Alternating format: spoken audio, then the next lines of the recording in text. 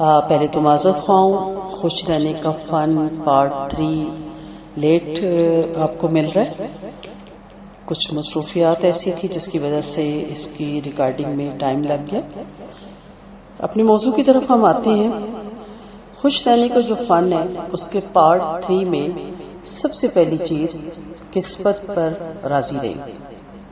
قرآن مجید میں اللہ تعالیٰ فرماتے ہیں جو میں نے تمہیں دیا اسے لے لو اور شکر گزاروں میں سے ہو جاؤ۔ آپ جانتے ہیں کہ بدن، مال، اولاد، گھر اور جو صلاحیت ملی ہو اسی پہ قناعت کرنی چاہیے۔ قناعت کرنے سے انسان بڑا ہی پرسکون بھی رہتا ہے اور خوش بھی رہتا ہے۔ اگر آپ علماء سلف میں دیکھیں، آپ ضرور تاریخ پڑھا کریں، اکثر آپ دیکھیں گے کہ پہلی نسل کے لوگ غریب فقراء تھے، فقیر تھے، نہ ان کے پاس عطیے تھے، نہ شاندار مکانات تھے، نہ گاڑیاں تھیں، نہ غلام تھے۔ اس کے باوجود وہ معاشرے پر اثر انداز ہوتے ہوئے اپنی کوالٹی کے بنا پہ، اپنے اخلاق کے بنا پہ، اپنے تقوی کے بنا پہ۔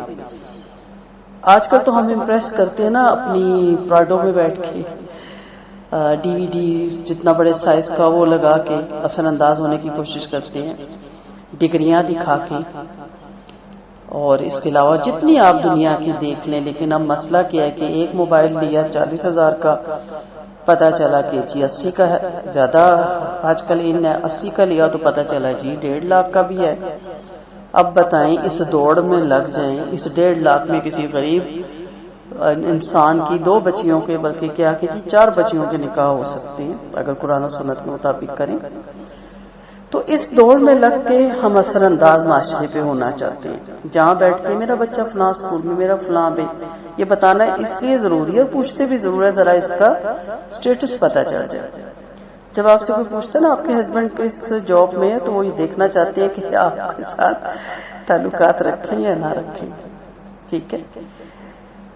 آپ دیکھیں کہ جو اسلاف میں تھے انہوں نے اپنے آپ کو اور انسانیت کو زبردست فائدے پہنچائے، ہم نہیں پہنچا رہے، کیونکہ ہم لوگ تو ٹیکنالوجی کے پیچھے بھاگ رہے ہیں نا، کیونکہ انہیں اللہ نے جو بھی خیر کی توفیق دی تھی نا اسے انہوں نے صحیح راستے پہ لگایا ہوا تھا۔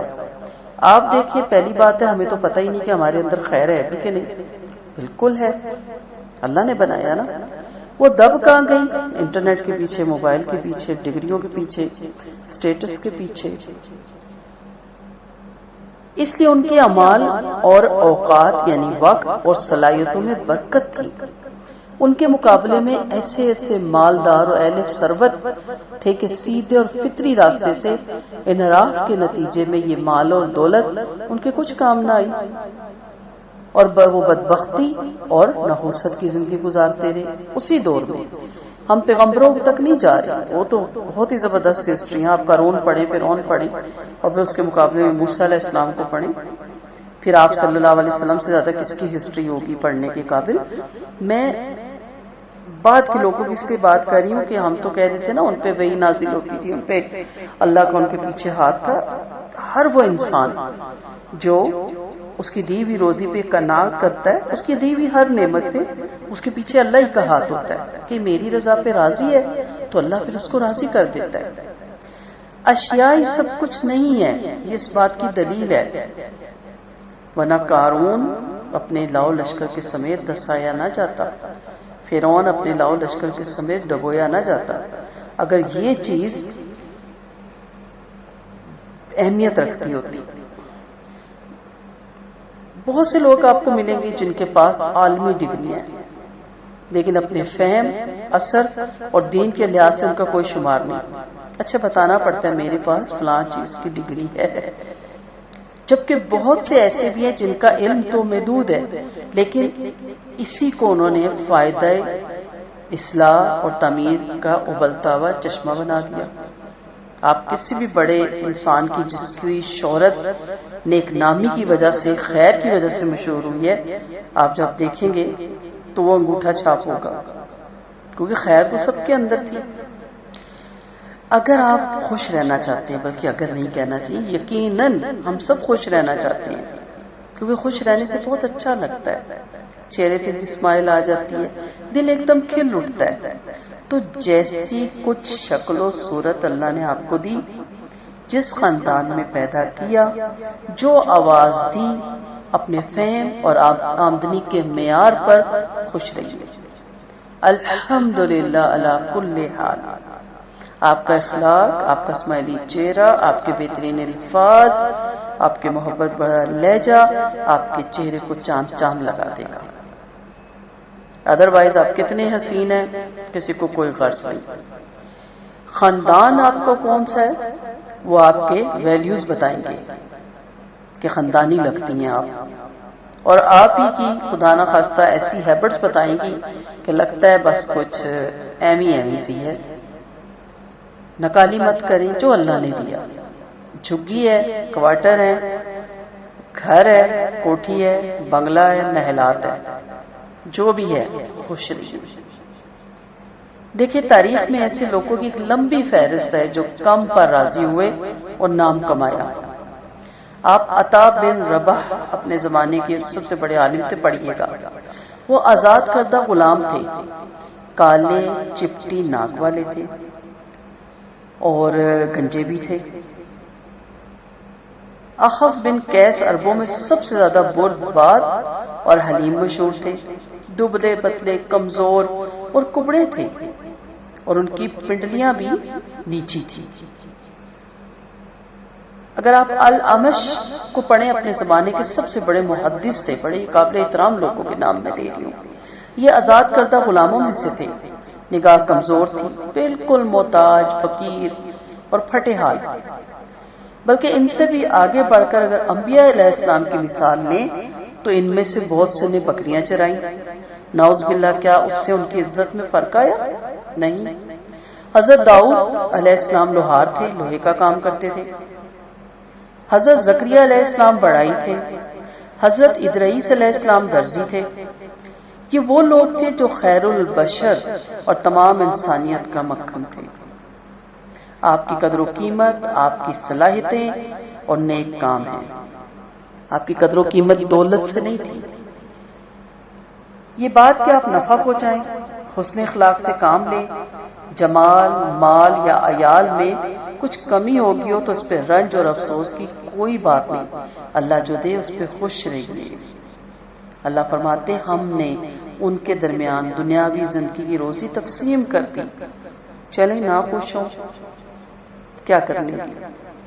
جن کی اولاد نہیں وہ ٹکرے مار کے لا سکتے ہیں، الٹا ٹانگ جائے، جو مرضی کر لیں، نہیں لا سکتے۔ جن کو اللہ نے بیٹے دیے، بیٹیاں نہیں دی، وہ کیا کر سکتے ہیں؟ جن کو صرف بیٹیاں دی، بیٹے نہیں دیے، وہ کیا کر سکتے ہیں؟ ٹھیک ہے، کچھ کے گھر معذور بچے پیدا ہو جاتے، وہ کیا کر سکتے ہیں؟ کچھ بہت محنتی ہوتے ہیں لیکن روزی بقدر ضرورت ہی اللہ نے ان کے نصیب میں رکھی، وہ ان کی آزمائش ہے نا، وہ کیا کر سکتے ہیں؟ تو اس لیے کہنے کا مدعا یہ ہے کہ آپ خوش رہیں، اس جنت کو یاد کرتے رہیں جس کی چوڑائی زمین اور آسمان جتنی ہے، بہت خوش رہیں گے آپ۔ میں تو اپنی بیٹی کو ہر دفعہ یہی کہتی ہوں، اچھا یہ نہیں ملا کوئی بات نہیں، جنت میں مل جائے گا، جنت میں آئس کریم کھا لینا، جنت میں فلاں چیز کھا لینا، جنت میں پہاڑ ہوں گے فلاں چیز کے۔ کسی چیز میں جیسے نماز میں کسی چیز میں سستی کرے، میں کہتی ہوں ٹھیک ہے بیٹا، جنت میں آج جو درخت لگنا تھا نہیں لگے گا، اب کیا ہو سکتا ہے، میں کیا کر سکتی ہوں، نہ لگواؤ۔ وہ فوراً جلدی جلدی پھر وضو کی طرف بھاگتی ہے۔ دنیا میں اگر آپ محتاج ہیں یا غمگین ہیں یا کسی قسم کی بیماری آپ کو لاحق ہے یا آپ کا کوئی حق مار ہے یا کوئی آپ پہ ظلم کر رہا ہے تو آپ جنت کو یاد کر لیں۔ جب آپ ایسا کرنے لگیں گی اور اس کے اصول کے لیے کام کریں گی تو آپ کے نقصانات فائدوں میں بدل جائیں گے۔ لگا رہنے جو چالے چل رہا ہے، جو پلاننگ کر رہا ہے، جو سیاستیں کر رہا ہے، قرآن کی آیت بڑی ڈھارس بجاتی ہے، انہوں نے بھی چال چلی اور اللہ نے بھی چال چلی، اور اللہ سب سے بہترین چال چلنے والا ہے۔ ہمیں ان چالوں کے جواب نہیں دینے، بس ایک دعا پڑھتے رہیں کہ اللہ تعالیٰ ہمیں ہر طرح کے شر سے محفوظ رکھے۔ میں کبھی آپ کو دعا سینڈ بھی کر دوں گی جو دشمن سے بچنے کے لیے ہوتی ہے، بس اپنے آپ کو اللہ کے حوالے ہم نے کر دینا ہے۔ جب آپ ایسا کرنے لگیں گے تو بہت فائدہ ہوگا، مصیبتیں غائب ہو جائیں گی۔ سب سے عقل مند وہی ہے جو آخرت کے لیے کام کرے، کیونکہ آخرت ہی بہتر اور باقی رہنے والی ہے۔ مخلوقات میں سب سے احمق وہ ہے جو دنیا یا کوئی دنیا کی اپنی آرام گاہ، اپنا گھر اور امیدوں کا مرکز سب کچھ یہ دنیا ہی سمجھنے لگ جائے۔ اس لیے جب مصیبتیں پڑتی ہیں تو بہت گھبراتے اور بہت ہی پریشان ہو جاتے ہیں، کیونکہ انہیں بس اسی دنیا کی حقیر زندگی نظر آتی ہے۔ وہ اسی فانی زندگی کے لیے کام کرتے ہیں، اس کے علاوہ وہ کچھ نہ سوچتے ہیں نہ کام کرتے ہیں۔ وہ چاہتے ہیں کہ یہاں ان کے آرام میں کوئی خلل نہ پڑے، نہ کوئی کدورت پیش آئے۔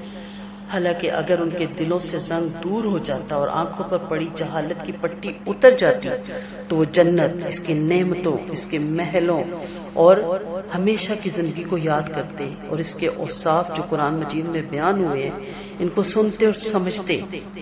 بلا شبہ اسی گھر کے لیے تکو-دو اور محنت مشقت کرنی چاہیے۔ یہ قرآن کی آیت کا ایک ترجمہ ہے۔ کیا ہم نے اس پر غور کیا کہ اہل جنت تو کبھی بیمار نہ ہوں گے؟ کیا ہوا اگر یہاں کچھ بیماریاں ہمیں لاحق ہیں؟ نہ غمگین ہوں گے۔ کیا فرق پڑتا ہے اگر یہاں کچھ چیزوں نے ہمیں غمگین کر رکھا ہے؟ نہ مریں گے۔ موت تو ساری لذتوں کا خاتمہ کر دیتی ہے۔ کلو نفس ذائقۃ الموت، ایسا بھی ایک ذائقہ آپ نے چکھنا ہے، اس ذائقے کے بعد کسی ذائقے کی تمنا نہیں رہتی۔ لیکن جنت میں انسان کبھی نہیں مرے گا، نہ ان کا شباب ختم ہوگا، نہ چاہتے ہوئے بھی آپ دیکھیں بینائی کمزور، کان کمزور، دانت گرتے ہیں۔ جوانی جوانی ہی ہوتی ہے، جب جوانی جاتی ہے تو عجیب سی فیلنگ شروع ہو جاتی ہے۔ وہ کسی شاعر نے کہا نا، یہ دنیا عجیب سائرائے فانی دیکھی، ہر چیز یہاں کی آنی جانی دیکھی، جو آ کے چلی جائے، جو آ کے نہ جائے وہ بڑھاپا دیکھا، جو جا کے نہ آئے وہ جوانی دیکھی۔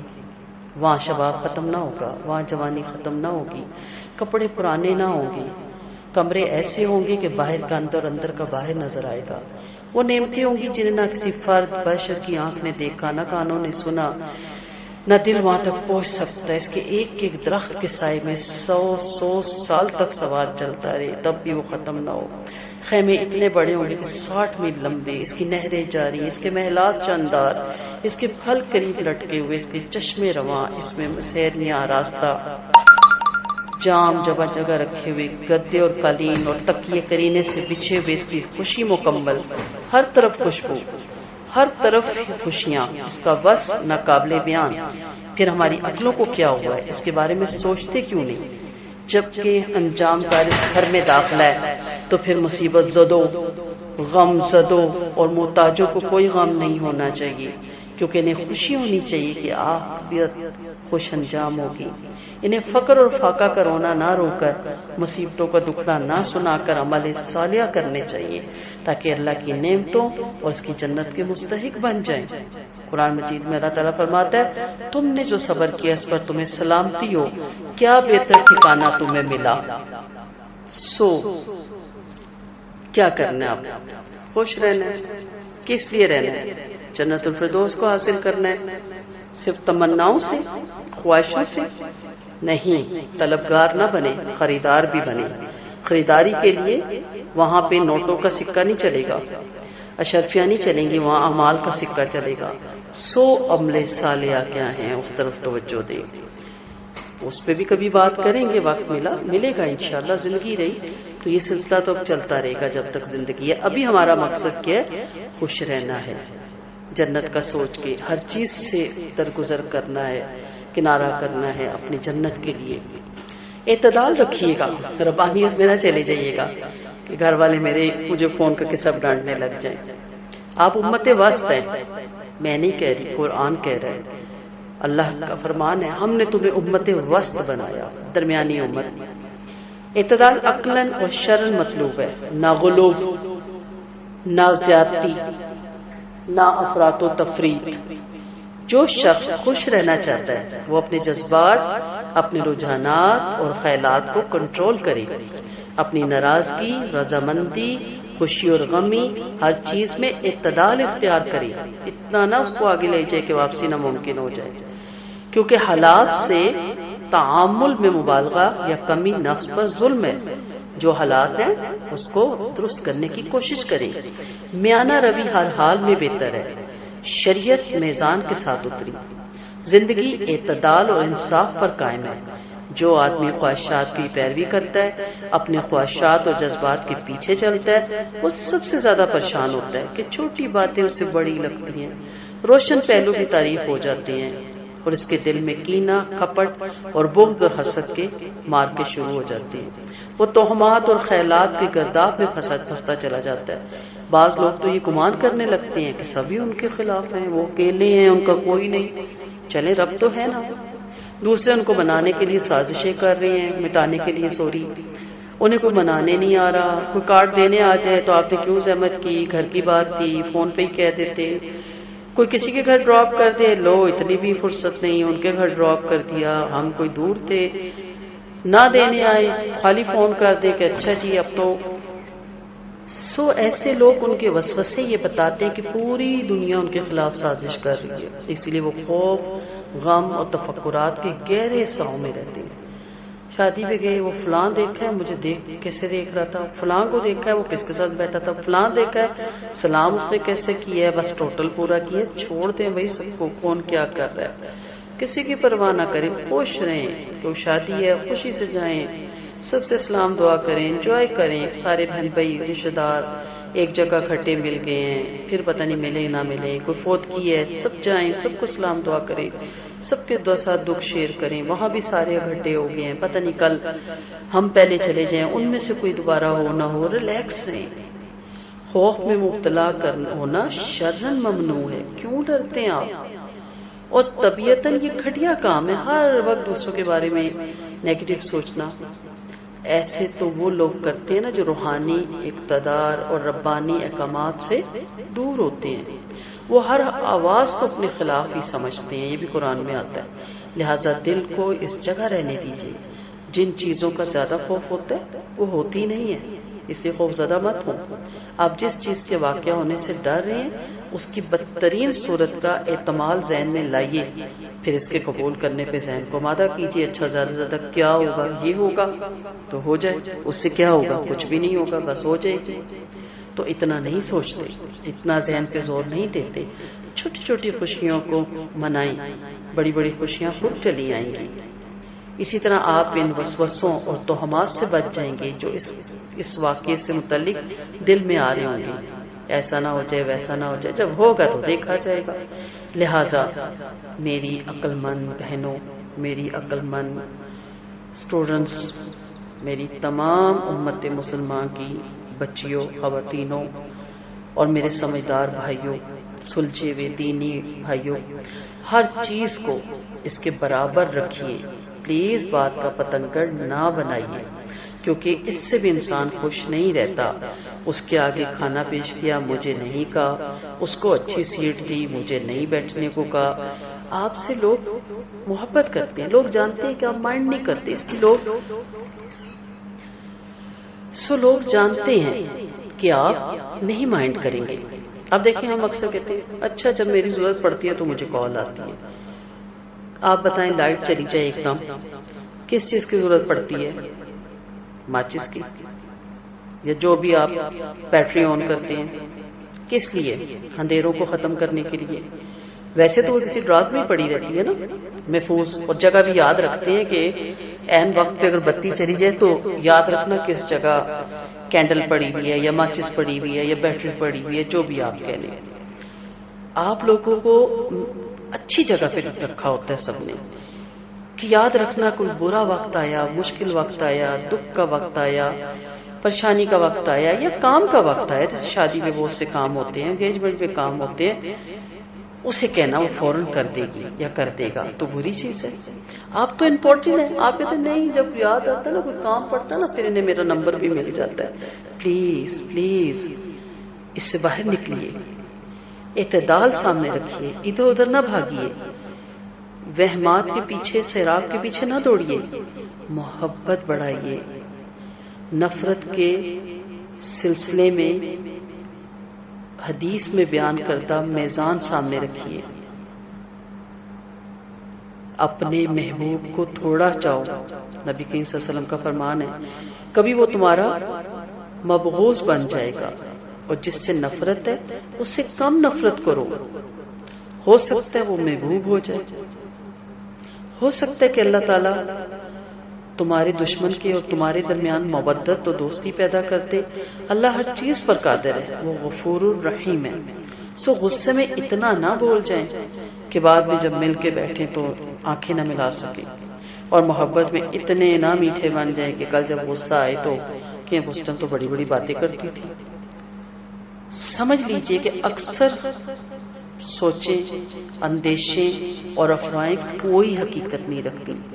سو جب آپ ان چیزوں کو سامنے رکھیں گے، پہلی چیز ہم نے کیا پڑھی؟ قسمت پہ راضی رہنا، اور دوسری چیز ہم نے کیا پڑھی کہ ہم نے اوائڈ کرنا ہے ہر بات سے، کیونکہ ہم نے کیا کرنا ہے، ہم نے تو جنت الفردوس کا وارث بننا ہے۔ اور وہ میڈم فرحت نسیم ہاشمی، اللہ ان کو صحت و تندرستی عطا فرمائے، سلامت رکھے، ان کو صحت والی زندگی دے، وہ بڑا خوبصورت کہتی ہیں، جنت کی پہلی صبح۔ آپ بتائیں صبح ہوگی نا، کون لوگ ہوں گے وہاں؟ میں ہوں گی؟ آج اپنے آپ سے سوال کیجئے گا، میں وہاں پہ ہوں گی؟ اسی سوال کے ساتھ اپنا لیکچر کمپلیٹ کرتی ہوں۔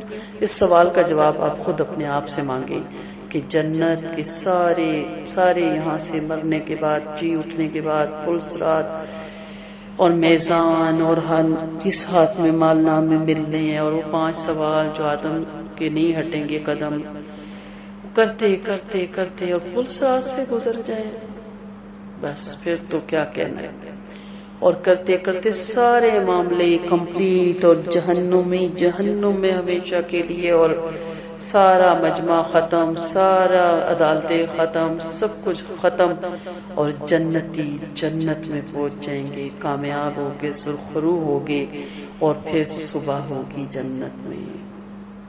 تو سوال ہے کیا میں وہاں پہ ہوں گی؟ تو جواب آپ خود تلاش کیجئے، دعاؤں میں یاد رکھیے گا، جو دعاؤں کی طالب رخسانہ ایجاد۔ سبحانک اللہم و بحمدک، نشہد ان لا الہ الا انت، نستغفرک و نتوب الیک۔ السلام علیکم ورحمۃ اللہ وبرکاتہ۔